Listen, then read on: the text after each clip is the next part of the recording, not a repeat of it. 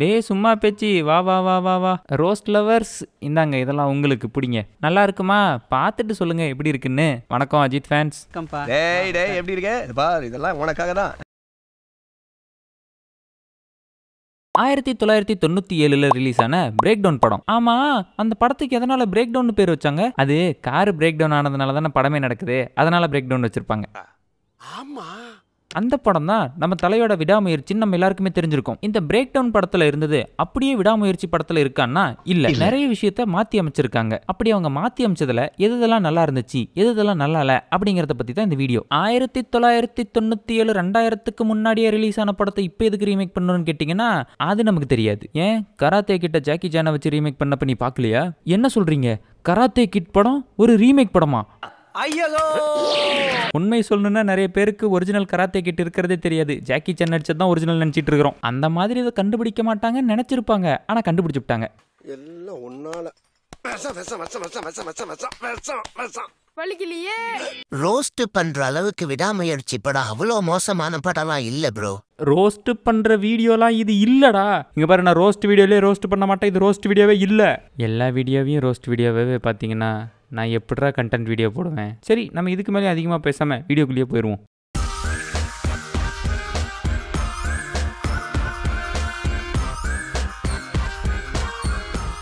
இந்த விடாமுயற்சி படத்தோட கதை உங்க எல்லாருக்கும் தெரிஞ்சிருக்கும். அதையே நான் திரும்பவும் சொல்லி உங்களுக்கு சலிப்பு உண்டாக்க விரும்பல. இந்த வீடியோவையே கொஞ்சம் வேற மாதிரி எடுத்துட்டு போவோம். முதல்ல மகிழ் திருமேனி சார் கிட்ட இருந்து வருவோம். என்னையா சார்? முன்னதான் வா.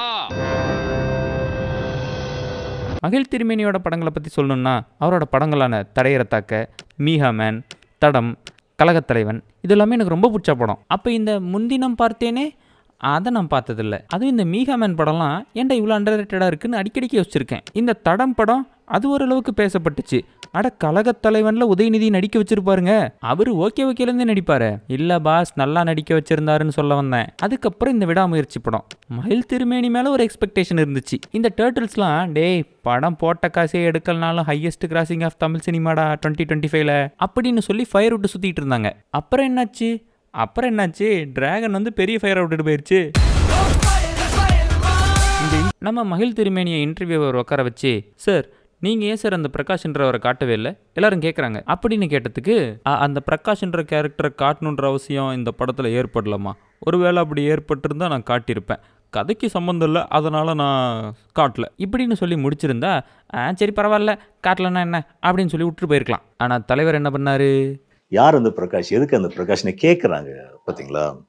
அவங்களுடைய மனோபாவம் என்பது இந்த ரகத்தை சார்ந்தது தான், கீழ்த்தரமானது தான், அடுத்தவங்களுடைய அந்தரங்கத்தில் எட்டி பார்க்கின்ற ஒரு முனைப்பு தான். அப்போது நீங்கள் எதுக்கு அடுத்தவங்க அந்தரங்கத்தை படமாக எடுத்தீங்க? பிரேக் டவுன்ல நல்லா இருந்த ஒரு சில சீன்ஸை இங்க வைக்க தவறிட்டாங்க. பிரேக் டவுன் வந்துட்டு பார்த்தோம் அப்படின்னா ஒரு லீனியரான ஸ்டோரி. படத்தோட ஸ்டார்டிங்லேயே ஒரு காரு ஆள் இல்லாத ரோட்ல அமைதியா போயிட்டு இருக்கும். ஆனா விடாமுயற்சியில பார்த்தோம் அப்படின்னா இவங்களுக்குள்ள எவ்வளவு லவ் இருக்குன்னு நான் காட்டுறேன் பாருங்க அப்படின்னு சொல்லி கிரிஞ்சு பண்ணிட்டு இருந்தாங்க. அதுவும் அந்த சீன்ஸும் நான் லீனியரா இருந்துச்சு. த்ரிஷா நான் இன்னொருத்தனோட அஃபேர்ல இருக்குன்னு சொல்லுவாங்க, பார்த்தா ப்ரப்போஸ் பண்ணிட்டு இருப்பாங்க. இது எல்லாத்தையும் காம்ப்ரமைஸ் பண்றதுக்காக ஹீரோ ஃபுல்லா கிளீன் ஷேவ்ல வருவாரு, அப்புறம் கொஞ்சம் கருப்பு தாடி வச்சுட்டு வருவாரு, அப்புறம் ஃபுல்லா வெள்ளை தாடி வச்சுட்டு வருவாரு. நம்ம த்ரிஷாவுக்கு லாங் டைம் ரிவ்யூ பண்ணிட்டு இருப்பாரு. அந்த லவ் போர்ஷன்ஸ் எல்லாமே நிஜமாவே கொஞ்சம் கிரிஞ்சா தான் இருந்துச்சு. அதுவும் முக்கியமா அந்த பர்த்டே கண்டுபிடிக்கிற சீன். டெய்லி குட் மார்னிங் அனுப்புற மாதிரி ஹாப்பி பர்த்டே அனுப்பிட்டு இருப்பாராம். ஒரு நாள் இந்த அம்மாவே இருந்துகிட்டு நாளிலேருந்து நீங்க அனுப்ப வேணாம் அப்படின்னு சொன்ன உடனே ஓ இன்னைக்கு தான் பர்த்டே வாட்டங்குன்னு கண்டுபிடிச்சாராம். அதுக்கேண்டா இவ்வளவு கஷ்டப்படணும்? போய் FBல பார்த்துருந்தா தெரிஞ்சிருக்குமே. அவங்க தான் சோஷியல் மீடியால பார்க்க கூடாதுன்னு சொன்னாங்கல்ல.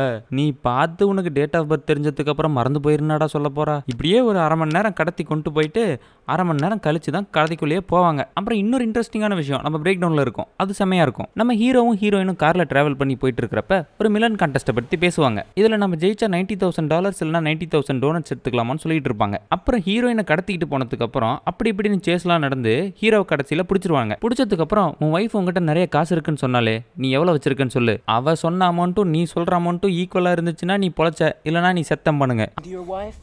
You got a good pile of cash sitting in your bank account at home, is that true? She gave us an exact dollar amount.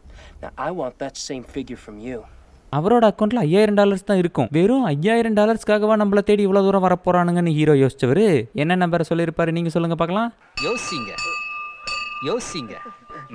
சரியா அந்த $90,000 தான் சொல்லியிருப்பாரு. அவனுங்களும் விட்டுருவானுங்க. அப்புறம் பேங்க்ல போயிட்டு ஒரு தில்லுமுள்ளு பண்ணுவாரு. எல்லாத்தையும் ஒவ்வொரு டாலரா வாங்கி நிறைய காசு இருக்கிற மாதிரி காட்டிடுவாரு. கிளைமேக்ஸுக்கு வந்தோம் அப்படின்னா கிளைமேக்ஸுமே வந்துட்டு பார்த்தோம் அப்படின்னா பிரேக் டவுன்ல ஒரு சேசிங்ல தான் முடியும். அது வந்துட்டு ரொம்ப காம்ப்ளிகேட்டடா இருக்காது. ஆனா இங்க விடாமுயற்சியில் என்ன பண்ணிருப்பாங்கன்னா ஆசிட் போட்டு ஒரு பணத்தை எரிச்சு வச்சு அதை நம்ம அஜித் கட்டி பிடிச்சி எழுந்து அதுக்கப்புறம் வந்துட்டு இங்க நம்ம பொண்டாட்டி உயிரோட தான் இருக்கான்னு பார்த்து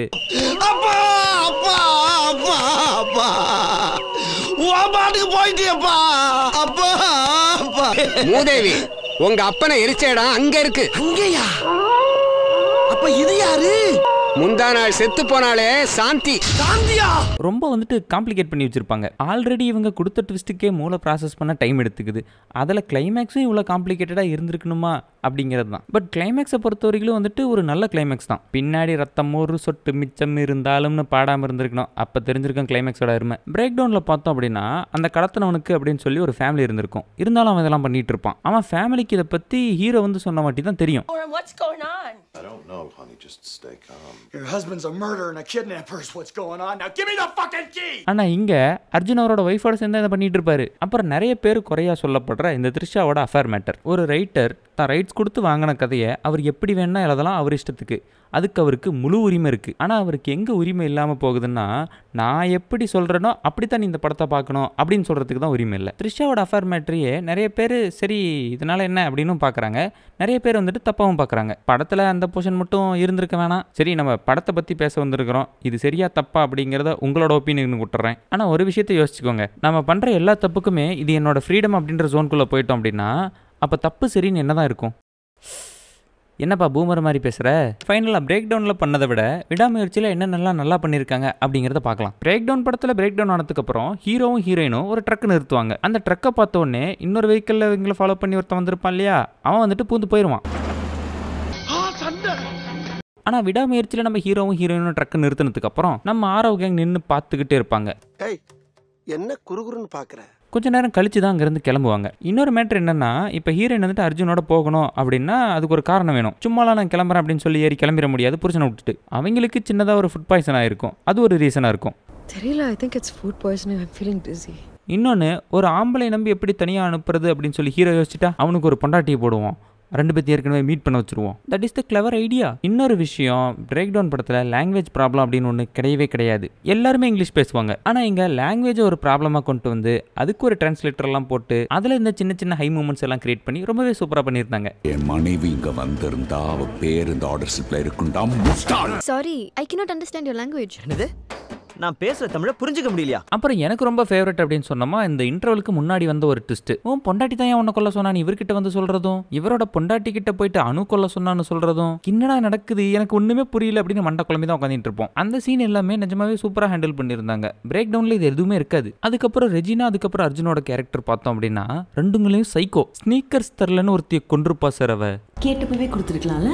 அந்த மாதிரி 2 சைக்கோஸ் என்ன லெவல் ஆஃப் எக்ஸ்ட்ரீமுக்கு வேணா போகுங்க. அதெல்லாம் நம்மளால யூகிக்கவே முடியாது. இவங்கெல்லாம் சைக்கோ அப்படின்னு தெரிஞ்சதுக்கு அப்புறம் தான் படம் பார்க்குறதுக்கு இன்னும் இன்ட்ரெஸ்டிங்காக மாற ஆரம்பிக்கும். ஆனால் அப்பயும் கிளைமேக்ஸ்லாம் வந்துட்டு ஒருத்தன் ஒரு எக்ஸ்ப்ளனேஷன் கொடுப்பான் இவங்க இதெல்லாம் பண்ணியிருக்காங்க அப்படின்னு. இவனுங்களுக்கு இதெல்லாம் தெரிஞ்சும் அர்ஜுனோட ஃபோட்டோவை ஒரு போலீஸ் ஸ்டேஷனில் கூட மாட்டி வைக்கல. இவ்வளவு ஏன் போலீஸ் வந்துட்டு அர்ஜுனை மீட் பண்ணுவான். அப்போ கூட இவன் ஒரு கிரிமினல் அப்படின்னு தெரியாது. ப்ரோ எல்லாம் முடிஞ்ச வாட்டி வந்து இன்வெஸ்டிகேஷன் பண்ணி கண்டுபிடிச்சிருப்பாங்க அப்படின்னு நீங்கள் முட்டு கொடுத்தீங்கன்னா அனுதான் இவங்களோட ஃபர்ஸ்ட் டார்கெட்டுங்கிற வரைக்கும் இவங்களுக்கு எப்படி தெரிஞ்சிருக்கும்? இதுக்கு தான்ப்பா நான் எல்லாத்தையும் வில்லன் வாயாலே சொல்ல வச்சுறது. யாருக்கு எந்த டவுட்டும் வராதுல்ல. கடைசியில் வந்துட்டு இது போலீஸ்க்கும் தெரிஞ்சுதான் நடக்குது அப்படின்னு சொல்லி ஒரு முட்டடிப்பானுங்க. அப்புறம் கடைசியில் வந்து தூர் வாரிட்டு இருக்கிறவனுங்களாம் யாரு?